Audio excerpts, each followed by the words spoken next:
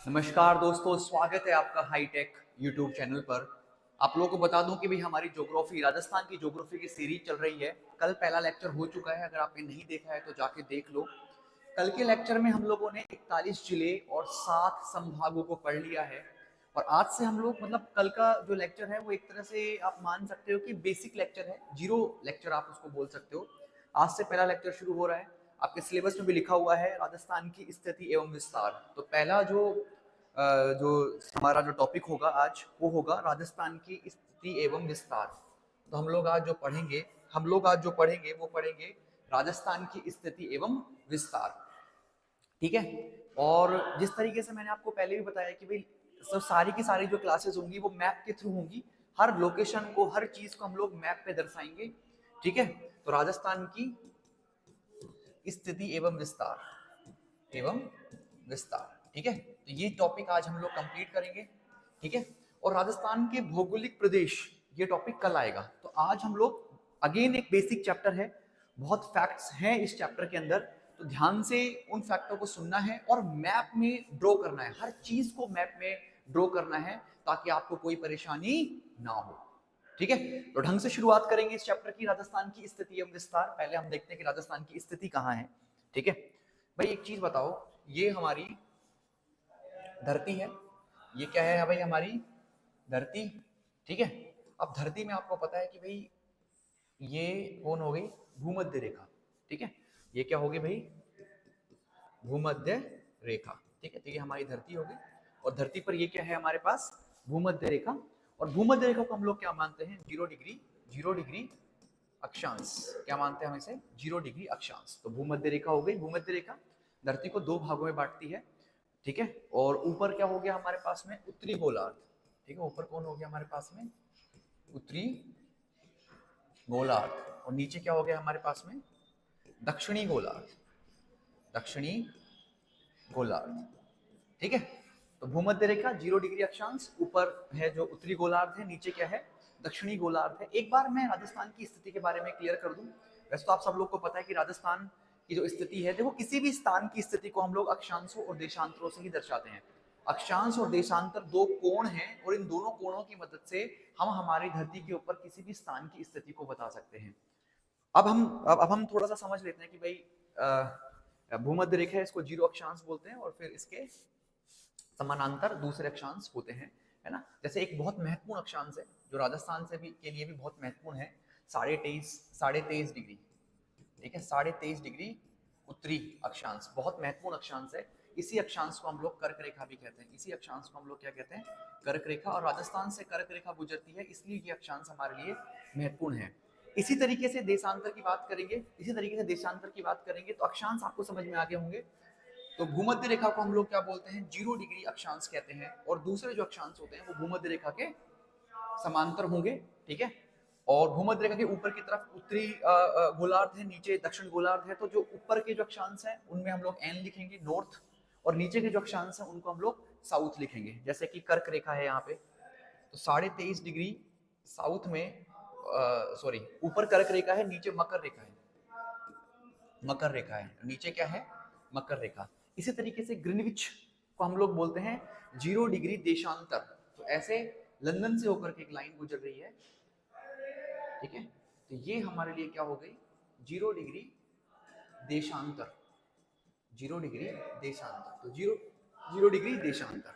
ठीक है। अब हमारा जो राजस्थान है वो कहाँ है भाई? अब पहले देखो कि भारत की स्थिति कहाँ है। तो भारत की स्थिति उत्तरी गोलार्ध में है। ये तो सबको पता है कि भारत की स्थिति उत्तरी गोलार्ध में है। ठीक है। अब भारत की स्थिति उत्तरी गोलार्ध में है तो कहीं तो हम लोग भूमध्य रेखा से ऊपर हैं। समझ रहे हो भाई? जो भारत की स्थिति होने वाली है विश्व में, वही राजस्थान की भी स्थिति होने वाली है। जो भारत की स्थिति होने वाली है वो राजस्थान की स्थिति भी होने वाली है।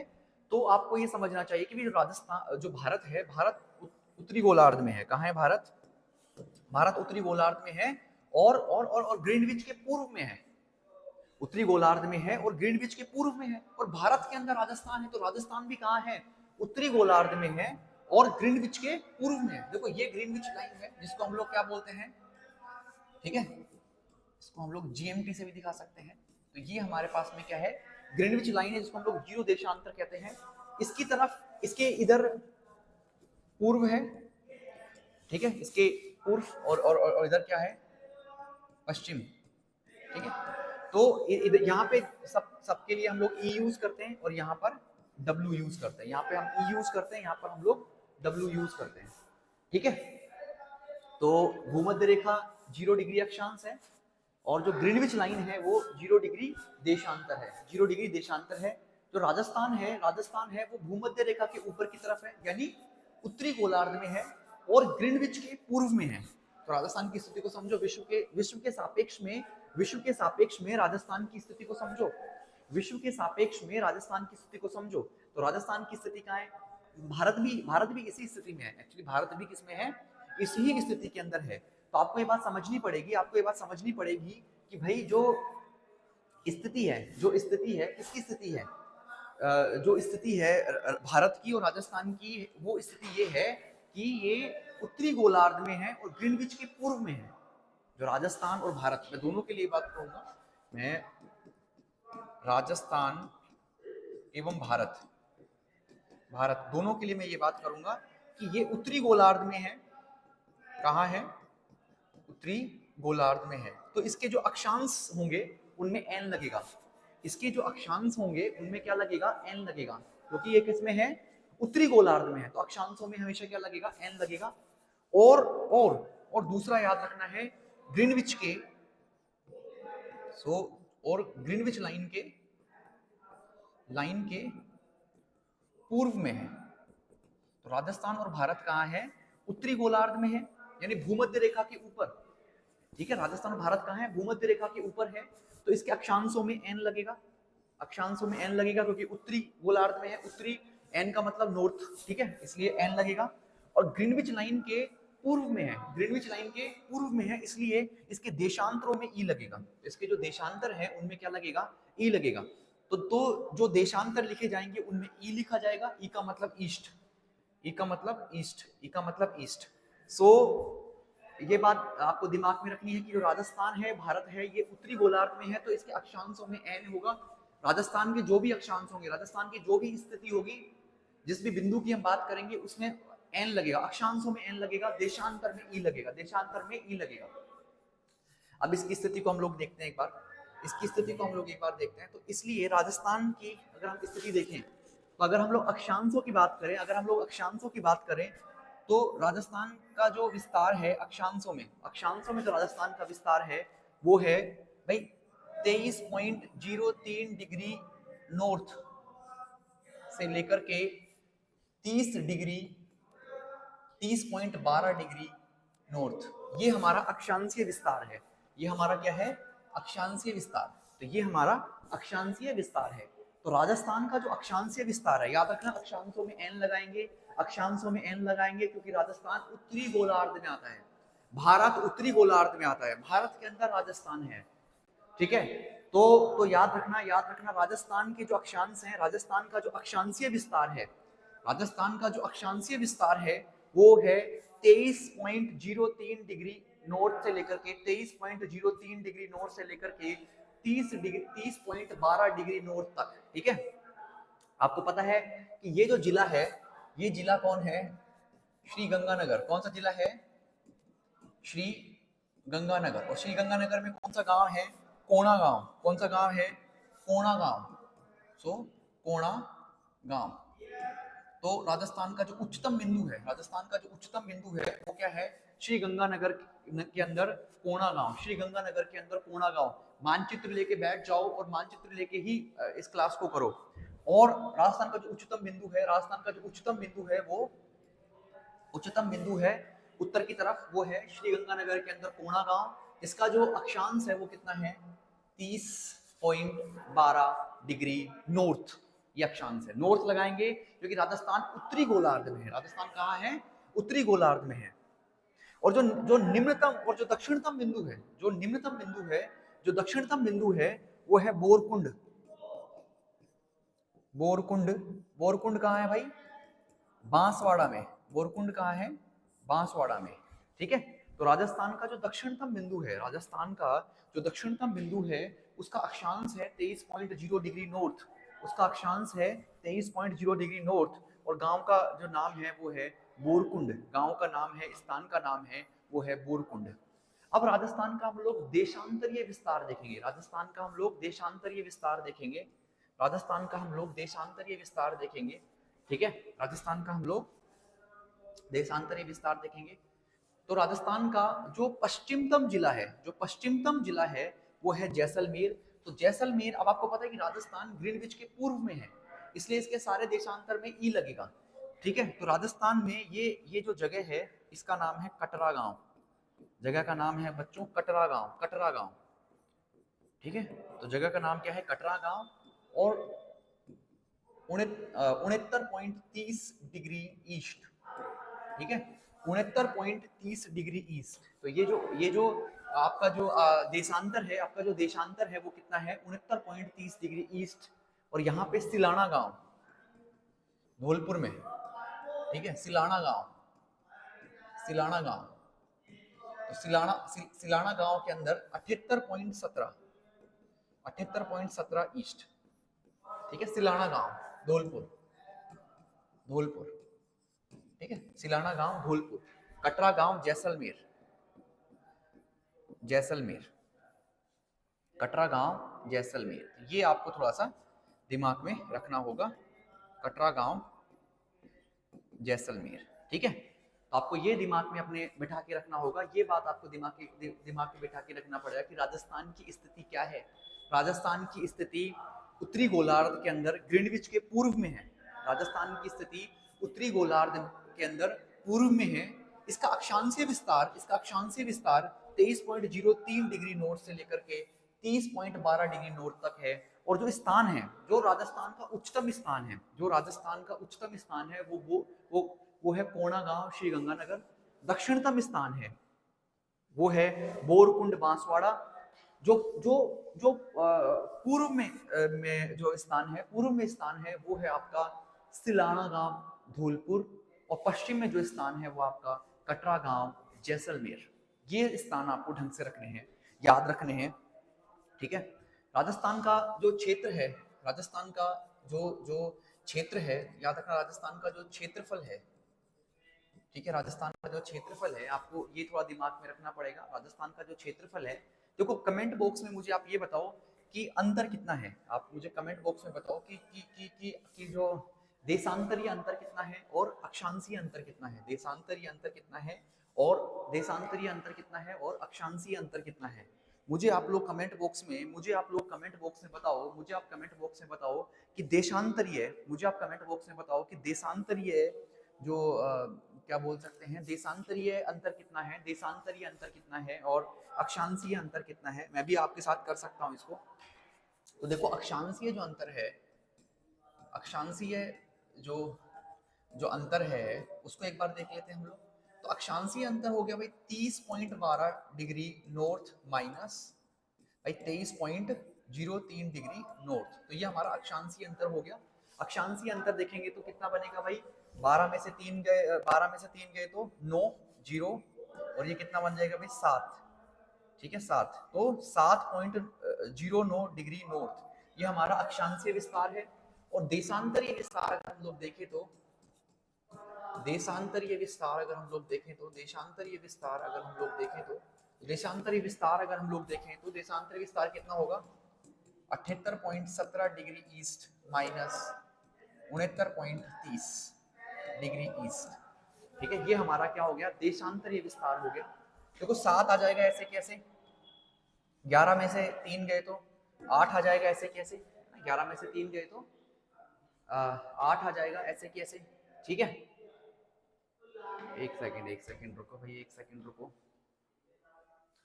60 डिग्री होता है ना, ऐसे 10 में नहीं होगा, 10 में नहीं होगा। ये इस तरीके से होगा कि भाई ठीक है, ठीक है। तो भाई इसको जरा सब्ट्रैक्ट करो, सब्ट्रैक्ट करो और देखो कि ये कितना आता है ना। 7 पॉइंट, तो ये आ जाएगा आपके पास में 17। 7 में से ये क्या बोलते हैं, 7 में से कितना चला गया भाई, 60 का होता है ना, 60 का। आपको पता है भाई 1 डिग्री में 60 मिनट होते हैं और 60 मिनटों और 1 मिनट में 60 सेकंड होती है। 1 मिनट में 60 सेकंड होती है। तो ये आपको थोड़ा पता होना चाहिए, उस हिसाब से फिर इसमें आप कैलकुलेशन करो, उस हिसाब से फिर आप इसमें कैलकुलेशन करो। तो भाई ये वैसे ये जो लोकेशन है ये इस तरीके से है कि भाई जैसे 23.03 डिग्री नॉर्थ का मतलब है 23 डिग्री और 3 मिनट, है ना, ऐसे ऐसे है ये। ऐसे 30.12 का मतलब है इसका कि भाई 30 डिग्री 12 मिनट, है ना। और ये जो 78.17 है इसका मतलब है 78 डिग्री 17 मिनट, और इसका मतलब है 69 डिग्री 30 मिनट, है ना। इस तरीके से ये थोड़ा सा दिमाग में रखो, उस तरीके से फिर कैलकुलेशन करो। तो 7 में से 0 गया तो 7 में से 0 गया तो आपके 7 ही आ जाएगा। फिर एक कैरी लेना पड़ेगा, इधर आप कैरी लेंगे, लेकिन अब देखो इसमें क्या है कि कैरी 10 नहीं लेंगे, यानी 11 नहीं बनेगा, ये 7 बनेगा। ये क्या बनेगा? 7, क्योंकि 1 डिग्री में 60 सेकंड होते हैं, सॉरी 1 डिग्री में 60 मिनट होते हैं, तो 1 डिग्री में 60 मिनट होते हैं, तो ये 6 जाएगा इधर, तो ये 7 बन जाएगा, और ये भी 7 बन जाएगा। तो ये 8 में से 1 कम हुआ तो 7, और ये 1 की जगह 7 हो जाएगा, 6 ऐड होगा, बिकॉज 1 डिग्री में 60 मिनट होते हैं।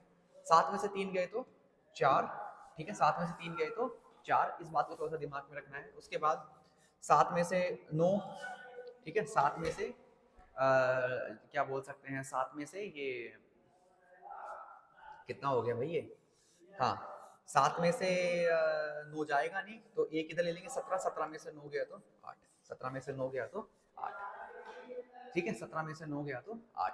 तो ये थोड़ा सा दिमाग में बिठा के रखना है। तो 8.47, ठीक है, 8.47 डिग्री ईस्ट, है ना। और विस्तार कितना कितना होगा भाई? 7, ये जो विस्तार है 7.09 डिग्री नॉर्थ, ये है 826 किलोमीटर का विस्तार है। और ये जो विस्तार है 7.09 डिग्री नॉर्थ का विस्तार है 826 किलोमीटर का, और 8.47 डिग्री ईस्ट का जो विस्तार है ये होगा आपका 869 किलोमीटर का, 869 किलोमीटर का। तो ये थोड़ा सा दिमाग में आपके बिठा के रखना है, ये थोड़ा सा आपको दिमाग में बिठा के रखना है ना। तो ये जो क्या बोल सकते हैं लंबाई, तो ये आगे भी क्या बोल सकते हैं, चौड़ाई आ गई है, एक लंबाई आ गई है। तो ये जो डिस्टेंस है ये अक्षांशों में ये 826 किलोमीटर की डिस्टेंस है, और ये जो डिस्टेंस है ये आपकी 869 किलोमीटर की डिस्टेंस है, 869 किलोमीटर की डिस्टेंस है। इसलिए जो कुल एरिया आएगा, इसलिए जो कुल एरिया आएगा वो आएगा 3,42,200 239 किलोमीटर स्क्वायर, ठीक है, ये आएगा आपके पास में कुल एरिया। तो राजस्थान गुणा करो लंबाई इंटू चौड़ाई करके, अगर अपन इसको बैठाएंगे या पूरा एरिया अपन निकालते हैं तो 3,42,800 3,42,239 किलोमीटर स्क्वायर आएगा। माइल्स में ये होगा 139 माइल स्क्वायर, है ना। माइल्स में अगर हम लोग देखें, मील में अगर हम लोग देखें तो एरिया ये बनेगा, है ना। एग्जाम में दोनों पूछ सकता है, किलोमीटर स्क्वायर में पूछ सकता है, और यानी किलोमीटर स्क्वायर में पूछ सकता है, और माइल्स स्क्वायर में भी पूछ सकता है। तो ये चीजें आपको थोड़ा सा अपने दिमाग में रखनी होगी, ये चीज थोड़ा सा आपको दिमाग में रखनी होगी। सिलाना गांव आपको दिमाग में रखना होगा, सिलाना गांव आपको दिमाग में रखना पड़ेगा, बोरकुंड आपको दिमाग में रखना पड़ेगा, कटरा गांव दिमाग में रखना पड़ेगा, और सिलाना गांव, बोरकुंड, कटरा गांव, ठीक है, कोणा गांव, ये सब चीजें आपको दिमाग में रखनी पड़ेंगी। राजस्थान के अक्षांश और देशांतर भी आपको रखने पड़ेंगे, दिमाग में रखने पड़ेंगे, ठीक है। अब हम लोग बात करेंगे फिर राजस्थान की अंतरराष्ट्रीय सीमा की बात करते हैं, राजस्थान की सीमाओं की बात करते हैं, थोड़ा सा राजस्थान की सीमाओं की बात करेंगे। तो कैसे क्या करेंगे उसके लिए हम लोग एक बार ये हम लोग देखते हैं कि राजस्थान की सीमाओं के बारे में अगर मैं चर्चा करूं, एक सेकंड रुक जाओ, गलती हो गई ये हमसे, अगले पेज पे हम करेंगे इसको, अगले पेज पे हम लोग करेंगे पूरा का पूरा चैप्टर हम लोग सिर्फ मैप्स के थ्रू करेंगे गाइस, सिर्फ मैप के थ्रू करेंगे, पूरा का पूरा चैप्टर हम लोग मैप के थ्रू करेंगे। एक और मैप में लगा लेता हूँ, एक और मैप में लगा लेता हूँ, ठीक है। तो राजस्थान की अंतरराष्ट्रीय सीमा की बात करेंगे, राजस्थान की अंतरराष्ट्रीय सीमा की बात करेंगे। तो राजस्थान की जो अंतरराष्ट्रीय सीमा है ये शुरू हो रही है श्री गंगानगर के हिंदूमल कोट से।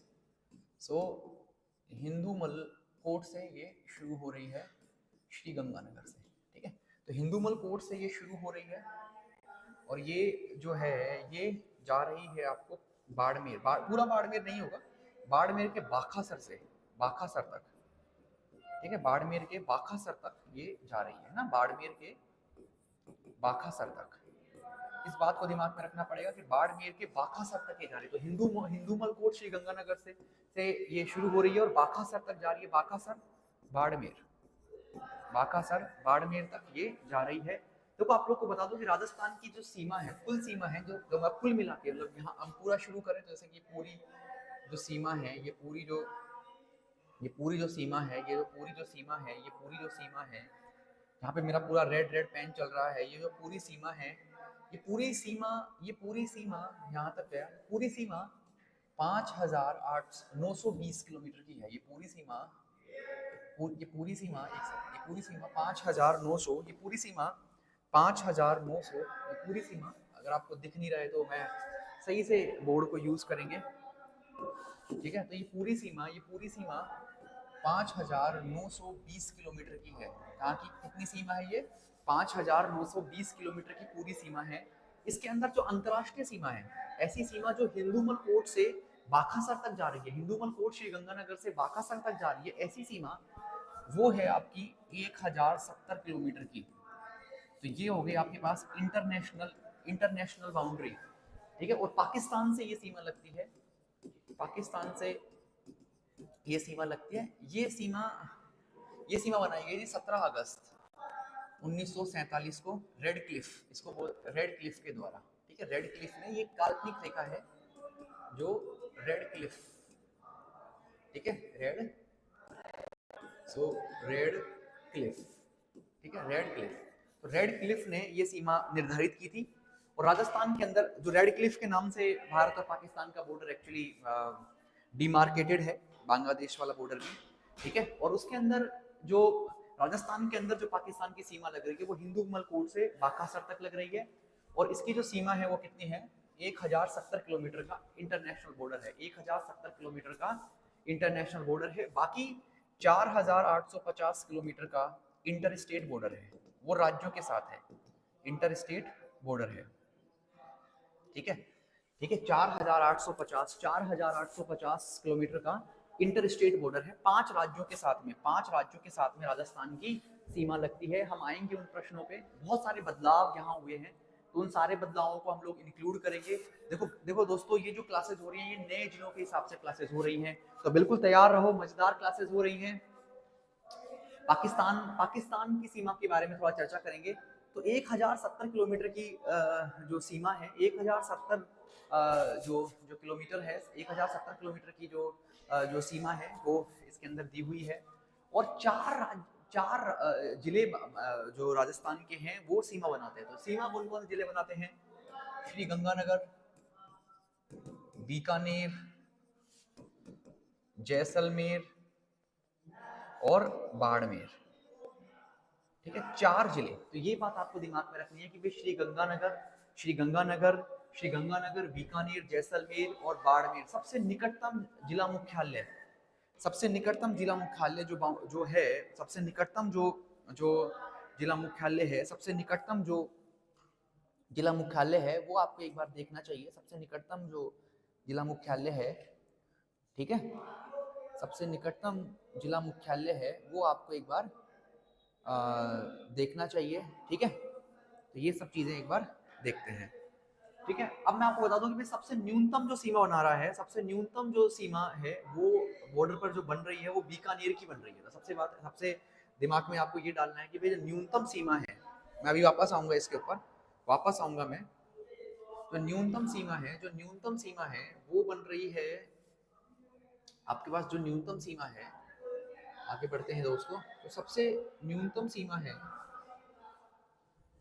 ठीक है, तो न्यूनतम सीमा है, एक सेकेंड, ये थोड़ा सा ज्यादा हो गया भाई, ठीक है। तो सबसे न्यूनतम, एक सेकेंड, इसको थोड़ा छोटा करते हैं, ठीक है। तो सबसे न्यूनतम जो सीमा है वो बन रही है भाई, टोटल सीमा तो आपको पता ही चल चुकी है कि अंतरराष्ट्रीय टोटल सीमा हमारी 1,070 किलोमीटर है। इसमें सबसे न्यूनतम जो सीमा है वो बीकानेर की है। सबसे न्यूनतम जो सीमा है वो बीकानेर की सबसे न्यूनतम सीमा है 168 किलोमीटर की। बीकानेर की जो सीमा है वो सबसे न्यूनतम सीमा है 168 किलोमीटर की। एक सेकंड रुक जाओ भाई, एक सेकंड रुक जाओ। सबसे न्यूनतम सीमा है वो बीकानेर की है 168 किलोमीटर की, 168 किलोमीटर की, ठीक है, 168 किलोमीटर की बीकानेर की जो सीमा है वो सबसे न्यूनतम सीमा है। और सबसे बड़ी जो सीमा है अंतर्राष्ट्रीय बॉर्डर पे, सबसे जो बड़ी सीमा है अंतर्राष्ट्रीय बॉर्डर पे, वो जैसलमेर की है। सबसे बड़ी जो अंतर्राष्ट्रीय सीमा है वो जैसलमेर की है। जैसलमेर की है जो 464 किलोमीटर की है। ये दो बातें दिमाग में रख सकते हो, ये दो बातें दिमाग में रख सकते हो कि सबसे न्यूनतम सीमा जो है वो 168 किलोमीटर की है। सबसे न्यूनतम सीमा 168 किलोमीटर की है जो बीकानेर से लगती है। और सबसे बड़ी सीमा है वो जैसलमेर की है जो है ना, जैसलमेर की है 464 किलोमीटर की। ठीक है, तो ये हम लोग पाकिस्तान के बॉर्डर के बारे में बात कर रहे हैं। पाकिस्तान के दो प्रांत जो पाकिस्तान के जो दो प्रांत हैं वो राजस्थान से सीमा बनाते हैं। और दोनों प्रांतों के नाम हैं वो है सिंध और पंजाब। तो पंजाब, पाकिस्तान में भी पंजाब है, तो पंजाब, पंजाब एवं सिंध। ठीक है, पंजाब एवं सिंध। तो पंजाब और सिंध जो है, पंजाब और सिंध जो है वो राजस्थान के साथ में पाकिस्तान के पंजाब और सिंध। एक बार दिमाग में रखना, एक सेकंड रुक जाओ, थोड़ा सा इसको ठीक करना पड़ेगा यार, थोड़ा सा इसको ठीक करना पड़ेगा, थोड़ा सा इसको ठीक करना होगा। ठीक है, थोड़ा सा इसको ठीक करना होगा।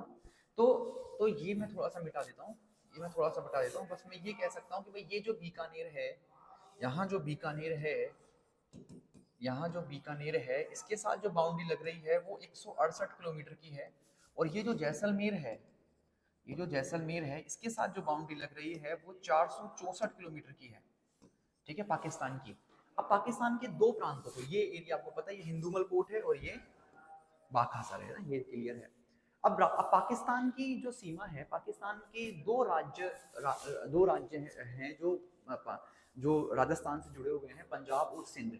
और 9 जिले, ठीक है, जिले 9 जिले। ठीक है, और पंजाब के जो जिले हैं, ठीक है, पंजाब के 3 जिले हैं और सिंध के 6।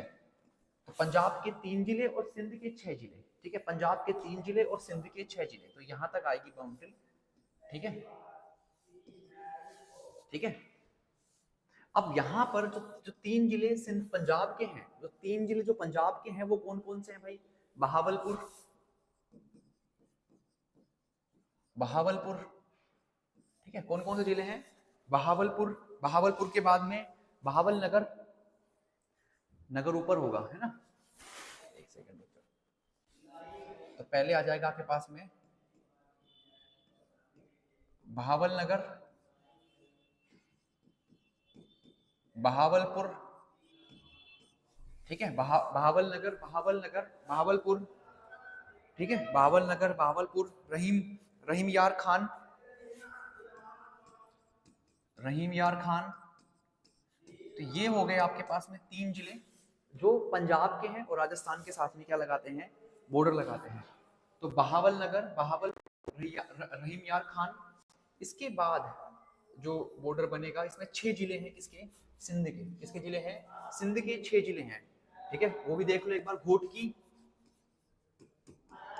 ठीक है, घोटकी के बाद में सुक्कुर, सुक्कुर, तो घोटकी, सुक्कुर, सुक्कुर के बाद में खैरपुर, खैरपुर के बाद में संघर, संघर, उमरकोट, संघर, उमरकोट, ठीक है, संघर, उमरकोट, थार पारकर, थार पारकर। ठीक है, तो ये 6 जिले आपको सिंध प्रांत के हैं। ये जो 6 जिले हैं ये सिंध प्रांत के हैं। तो घोटकी, सुक्कुर, खैरपुर, संघर, उमरकोट, थार पारकर। तो ये आपको बॉर्डर पे, इस तरीके से आप बॉर्डर पर इन जिलों को दिखा सकते हो, इन जिलों को दिखा सकते हो। तो घोटकी, सुक्कुर, खैरपुर, संघर, ठीक है, ये 4 जिले तो इसमें आ जाएंगे जैसलमेर में। तो यहाँ तक घोटकी, सुक्कुर, खैरपुर, संघर, ये जैसलमेर के अंदर है। ठीक है, मैं पेन का कलर चेंज कर देता हूँ। तो भाई घोटकी, सुक्कुर, खैरपुर, संघर, जैसलमेर के आसपास तक की बॉर्डर रहेगा। और फिर बाड़मेर की तरफ आपके इधर ये उमरकोट और थार पारकर ये आ जाएंगे। तो ऐसे 9 जिले हैं जो पाकिस्तान के, 9 जिले हैं जो पाकिस्तान के हैं। वो हमारे राजस्थान के साथ में क्या लगा रहे हैं? बॉर्डर लगा रहे हैं। राजस्थान के साथ क्या लगा रहे हैं? बॉर्डर लगा रहे हैं। तो ये चीज आपको ये चीज आपको दिमाग में बिठानी है, ये चीज आपको दिमाग में बिठानी है। ठीक है, अब आगे बढ़ते हैं। तो मैं वापस से एक बार रिवाइज करा देता हूँ, मैं वापस से एक बार आपको रिवाइज करा देता हूँ। तो ये 9 के 9 जिले ढंग से पता होने चाहिए, 9 के 9 जिले आपको ढंग से पता होना चाहिए, 9 के 9 जिले ढंग से पता होना चाहिए। पूरी की पूरी कहानी को एक बार वापस से रिवाइज कर लो, पूरी की पूरी कहानी को एक बार वापस से रिवाइज कर लो कि भाई 5,920 किलोमीटर की 5,920 किलोमीटर की आपकी टोटल सीमा है, जिसमें 1,070 किलोमीटर का इंटरनेशनल बॉर्डर है। उसमें एक सेकेंड कुछ दब गया भाई, एक सेकेंड मैं एक बार वापस करता हूँ भाई इसको, रुक जाओ है ना। चलो, तो 5,920 किलोमीटर का आपका टोटल बॉर्डर है, 1,070 किलोमीटर का आपका इंटरनेशनल बॉर्डर है, 4,850 किलोमीटर का आपका क्या बोल सकते हैं अंतरराज्य इंटर स्टेट, ठीक है, बॉर्डर है। ठीक है, और ये श्री गंगानगर हिंदूमल कोर्ट से बाकासर तक अंतरराष्ट्रीय बॉर्डर है। ठीक है, रेड क्लिफ को याद रखना, पाकिस्तान के साथ सीमा बनाता है, ये याद रखना। 17 अगस्त 1947 को ये डिमार्केटेड हुआ था, ये याद रखना। 9 जिलों को याद रखना, ये 9 जिलों को याद रखना। बहावल नगर, बहावलपुर, रहीम क्या नाम है, भावल नगर, बहावलपुर, रहीम यार खान। ठीक है, रहीम यार खान। ठीक है, उसके बाद में ये याद रखना भाई आराम से, घोटकी, सुखपुर, खैरपुर, संघर, उमरकोट, थार पारकर। तो ये नौ जिलों को आपको थोड़ा याद रखना है, इन 9 जिलों को आपको थोड़ा याद रखना है। ठीक है, और मैं एक होमवर्क दे रहा हूँ तुम लोगों को, एक होमवर्क दे रहा हूँ। आप मुझे कमेंट बॉक्स में बताना कि जो हमारे जो जिले हैं, तो पाकिस्तान की सीमा के सबसे निकटतम जिला मुख्यालय कौन सा है और सबसे दूरस्थ जिला मुख्यालय कौन सा है। पाकिस्तान की सीमा से सबसे निकटतम, वैसे तो आप लोग बता भी सकते हो, सबसे निकटतम जिला मुख्यालय तो आपको बताना है निकटतम जिला मुख्यालय पाकिस्तान की सीमा से। वैसे सारी चीजें मैंने बता दी, बस ये चीज आपके लिए छोड़ी है मुझे, सबसे निकटतम जिला मुख्यालय और दूरस्थ जिला मुख्यालय, दूरस्थ जिला मुख्यालय, ये आपको मुझे बताना है।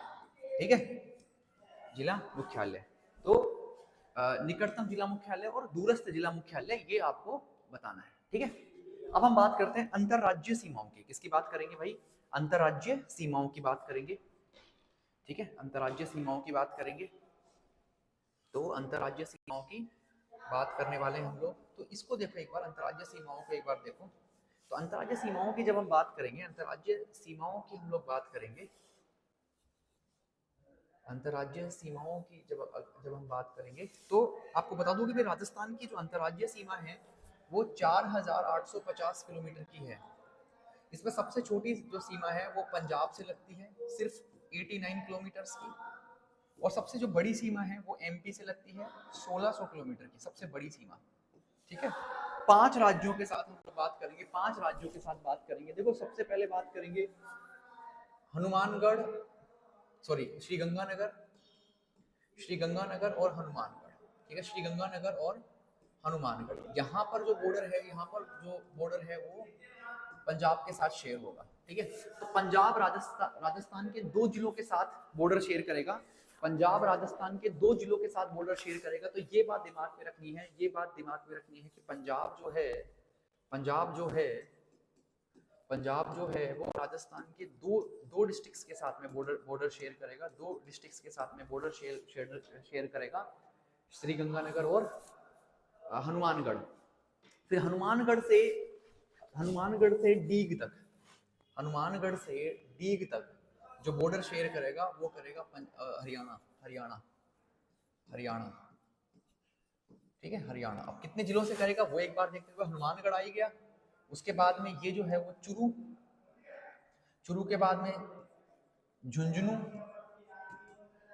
सीकर, ठीक है, कोटपूतली, भैरोड। पहले यहाँ बदलाव हुआ है, पहले जयपुर शेयर करता था, अब जयपुर नहीं करता है। तो ये बात आपको दिमाग में रखनी पड़ेगी कि जयपुर अब अंदर का जिला हो गया है। ठीक है, जयपुर अब किसी भी राज्य से सीमा शेयर नहीं कर रहा। तो कोटपूतली, भैरोड, उसके बाद में कोटपूतली, तिजारा, सॉरी खैरतल तिजारा, कोटपूतली, भैरोड, खैरतल तिजारा, अलवर और डीग, ये हो गए।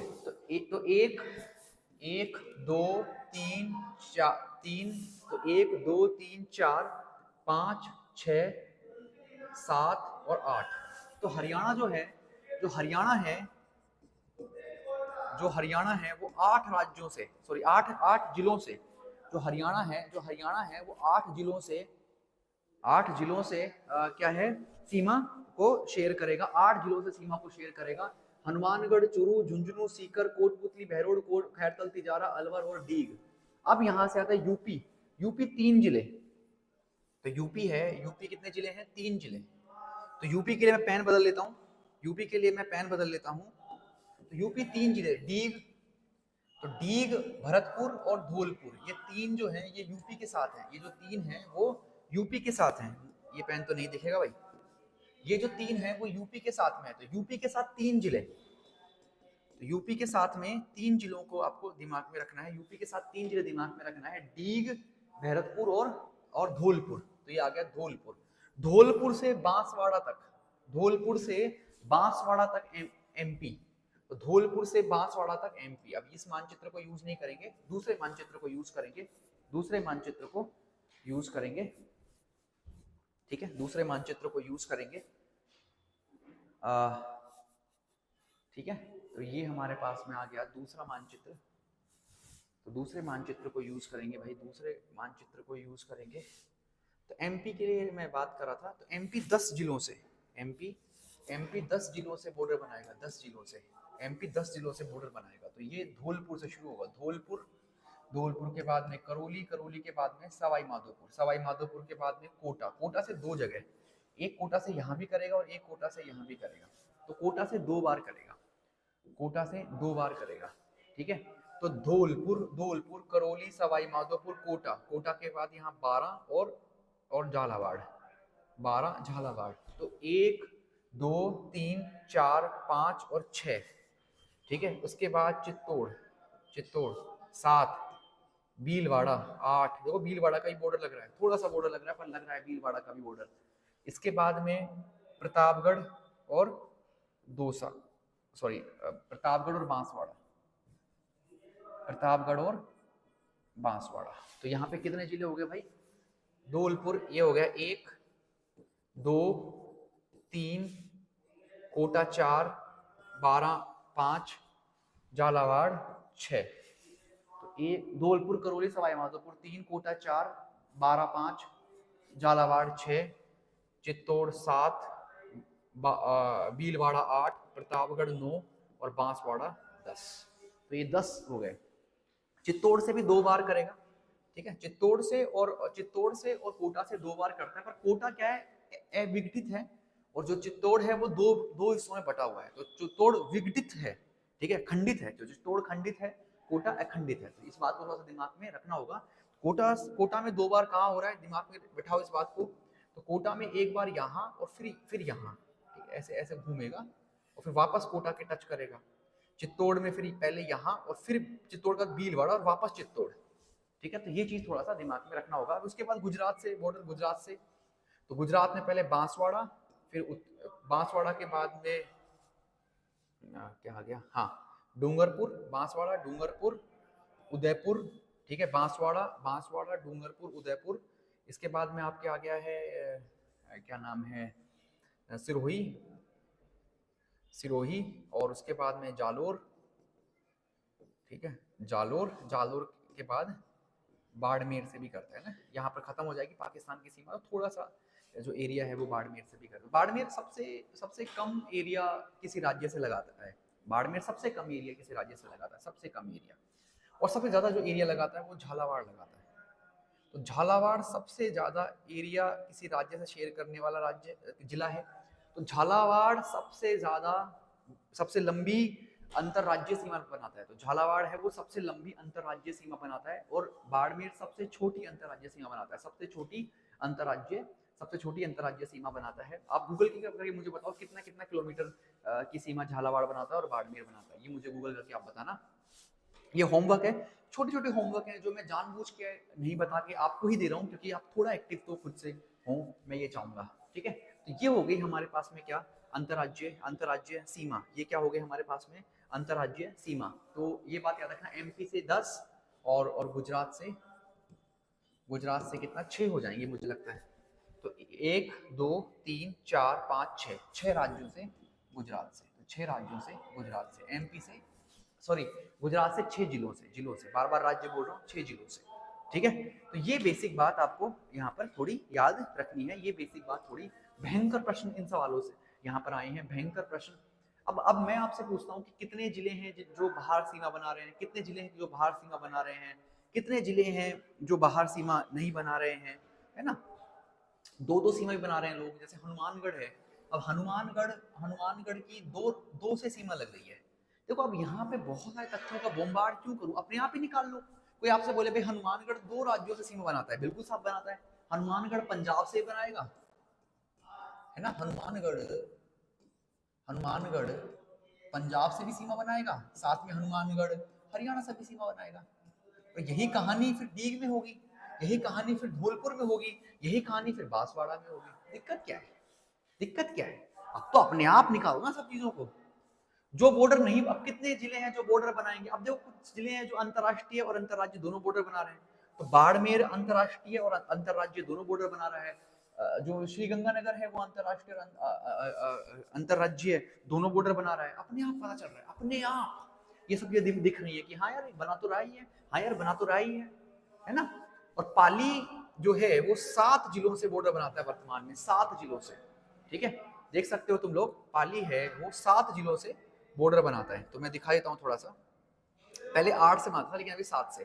तो 1 2 देखो बॉर्डर, इसका थोड़ा बॉर्डर यहाँ लग गया, 1 फिर यहाँ पर 2, ठीक है, फिर ये 3, फिर सिरोही 4, ठीक है, फिर सिरोही 4, ठीक है। उसके बाद में जालोर 5, ठीक है। इसके बाद में बालोतरा की भी थोड़ी को बाउंड्री लग रही है इससे। ये आ गया आपके पास में 6। एक जिले का और कहीं ना कहीं होना चाहिए भाई, एक जिले का और कहीं ना कहीं कुछ ना कुछ हम लोग चूक रहे हैं, कुछ ना कुछ हम लोग चूक रहे हैं। ठीक है, तो यहाँ पर एक बार देख लेते हैं, कि भाई जो जालोर है ये रहा पाली, तो ये हमारा पाली है।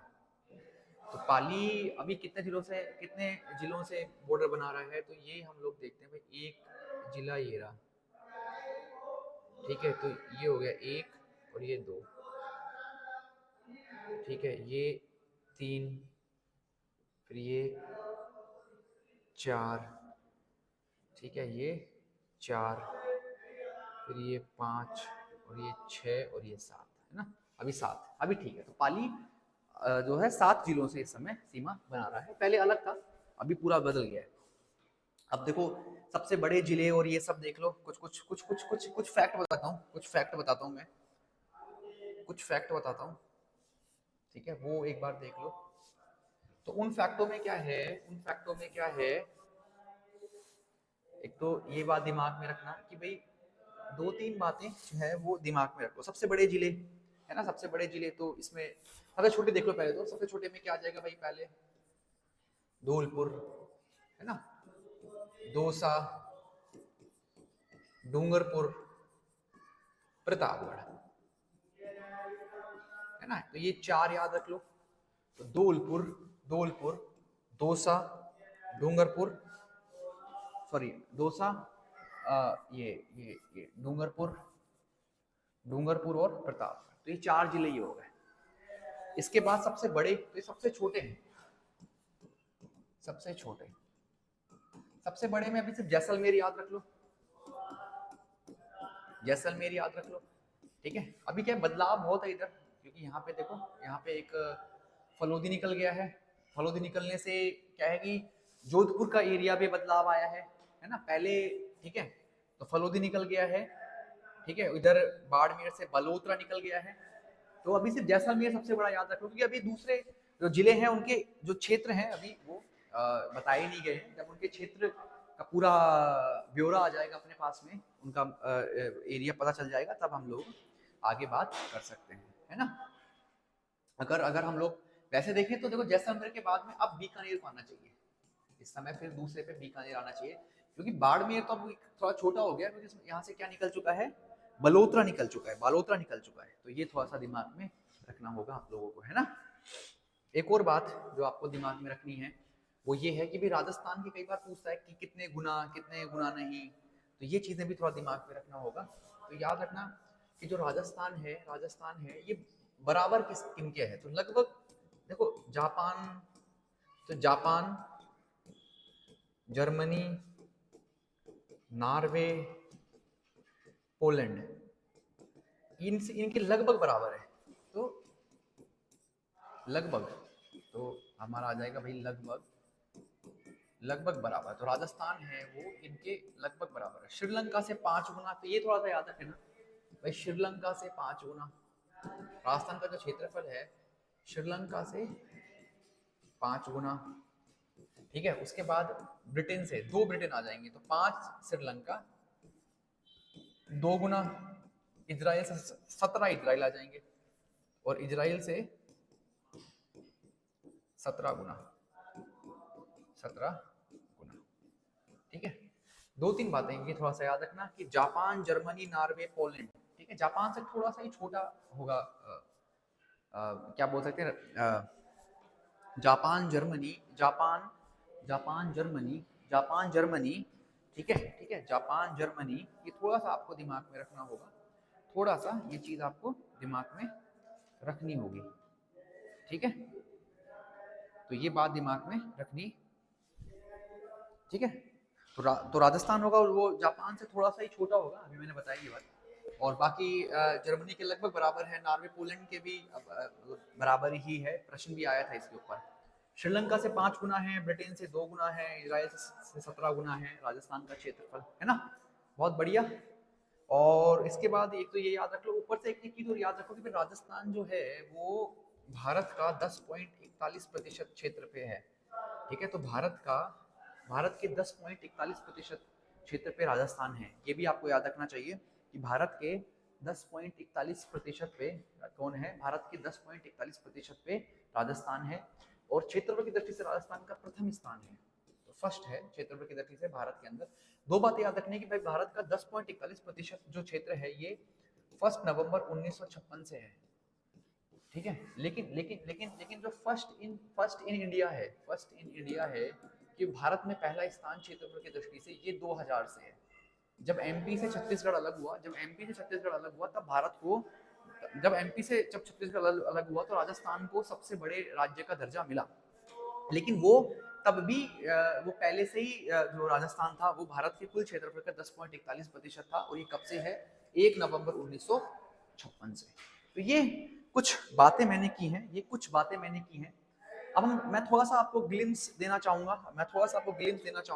कि कल हम लोग जो है वो भौतिक प्रदेशों की बात करेंगे, वो भौतिक प्रदेशों की बात करेंगे। तो कल मैं बात करूंगा भौतिक प्रदेशों की, इसको थोड़ा सा आगे बढ़ाते हैं।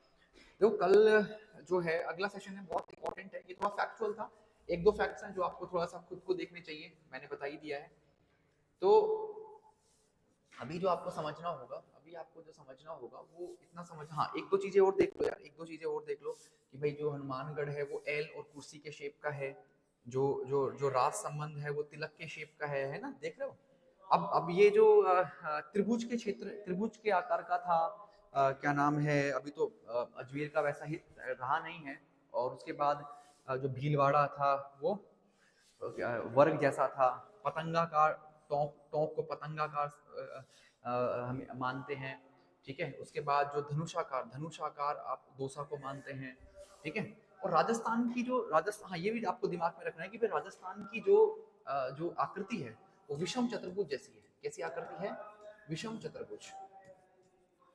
चतुर्भुज जैसी आकृति है राजस्थान की, या उसे पतंग जैसी आकृति मान सकते हैं। तो राजस्थान की खुद की आकृति कैसी है, पतंग जैसी। राजस्थान की खुद की जो आकृति है वो पतंग जैसी है ना। तो ये आ गया। विषम बहुभुज जैसा आपका जैसलमेर है ना, जैसलमेर विषम बहुभुज जैसा आपका जैसलमेर है। धौलपुर बतख जैसा है, बतख, ठीक है, बतख जैसा आपका क्या है, धौलपुर। तो ये बात दिमाग में रख लो कि जो धौलपुर है, धौलपुर है वो कैसा है, सॉरी धौलपुर बतख, धौलपुर नहीं है बतख जैसा, धौलपुर नहीं है, क्योंकि ये तो बतख जैसे इसकी शेप दिख भी नहीं रही है ना, गलती से बोल दिया मैंने, ये मैंने आपको गलती से बोल दिया। इसका इसका कोई भी शेप, इसका कोई भी शेप बतख जैसा नहीं दिख रहा है, इसका कोई भी शेप बतख जैसा नहीं दिख रहा है, ये गलत बोल दिया। करोली है बतख जैसा, है ना, करोली। तो जो करोली है वो बतख जैसा है, बतख बतख जैसा है, तो ये बात थोड़ा दिमाग में रख लो, करोली बतख जैसा है ना। धनुष आकार का कौन है, दोसा, दोसा, तो करोली है बतख जैसा, है ना, करोली है जो है वो बतख जैसा है। बाकी तो देखो जिले निकल चुके हैं तो वो शेप रही नहीं है, जो पहले हम लोग पढ़ते थे वो शेप अभी रही नहीं है। कुछ कुछ जिलों की शेप आप थोड़ी थोड़ी याद रख सकते हो, बाकी कोई इतना दिक्कत वाली बात नहीं है, कुछ कुछ जिलों की। हाँ, राजस्थान की जो जो जो जो, जो क्या आकृति है वो विषम चतुर्भुज की जैसी है और पतंग आकार की जैसी आकृति है, ये भी आपको थोड़ा दिमाग में रखना होगा, ठीक है। दूसरी चीज जो मैं यहाँ आपको बताना चाहूंगा, दूसरी चीज मैं आपको बताना चाहूंगा, कल हम लोग भौतिक प्रदेशों से शुरू करेंगे, कल हम लोग भौतिक प्रदेशों से शुरू करेंगे, ठीक है। कल हम लोग भौतिक प्रदेशों से शुरू करेंगे, तो ये थोड़ा सा दिमाग में रखना होगा, ये थोड़ा सा दिमाग में रखना होगा कि कल हम लोग क्या करने वाले हैं। तो कल हम लोग बात करेंगे भौतिक प्रदेशों से, तो भौतिक प्रदेशों से, एक सेकेंड यार बार बार करना पड़ रहा है, आ ही नहीं रहा। तो कल हम लोग भौतिक प्रदेशों से शुरू करेंगे, और राजस्थान में 4 भौतिक प्रदेश होंगे, तो आपको पता ही है भाई राजस्थान में 4 भौतिक प्रदेश हैं, ठीक है, राजस्थान में 4 भौतिक प्रदेश हैं।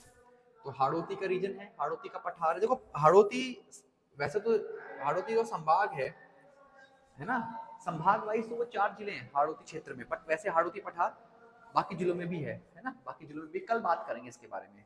तो हमारे पास में हाड़ौती का पठार, हाड़ौती का पठार है, ये पूर्व और दक्षिण पूर्व के मैदान हैं, ठीक है। ये फिर अरावली की बात करेंगे, अरावली, और यहाँ पर हम लोग बात करेंगे क्या बोल सकते हैं, मरुस्थल की, ठीक है, मरुस्थल की। तो कल हम लोग भौतिक प्रदेशों की बात करेंगे ना, एक एक करके सारे भौतिक प्रदेशों को पढ़ेंगे हम लोग।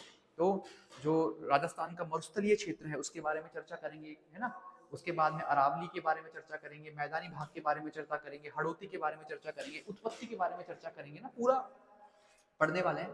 कि जैसे भाई आपको पता है कि अरावली और हाड़ौती है, ये गोंडवाना लैंड से बने, अरावली और हाड़ौती गोंडवाना लैंड से बने हैं, जबकि मैदानी भाग और मरुस्थलीय 33 सी के से हैं, 33 सी से क्या 33 सी से हैं ये, है ना। तो इनका जो ओरिजिन है वो 33 सी से है। जैसे अभी आप देखें तो मरुस्थल के क्षेत्रों में जो खारे पानी की झीलें हैं वो 33 सी के ही अवशेष हैं। तो ये सारी चीजें हम लोग कल पढ़ने वाले हैं, तो क्लास में रेगुलर आना, वीडियो जरूर देखना। Thank you so much. अभी क्लास यहीं एंड करते हैं, बहुत लंबी क्लास हो चुकी है, फिर से मिलेंगे guys. Thank you so much, we will meet in the next lecture. Thank you.